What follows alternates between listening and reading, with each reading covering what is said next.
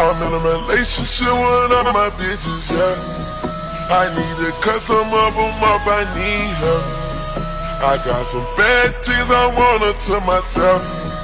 Gotta take the time to cut them off, I need help. I don't wanna make the girl go crazy when you treat her like your number one baby.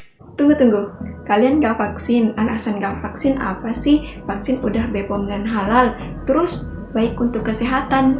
Kamu udah vaksin, emang gak takut divaksin kayak efek yang berpengaruh ke tubuh? Udah divaksin dong, emang efek yang kamu tahu tentang vaksin itu apa? Efeknya seperti menyebabkan lumpuh dan bisa berakibat fatal seperti meninggal loh.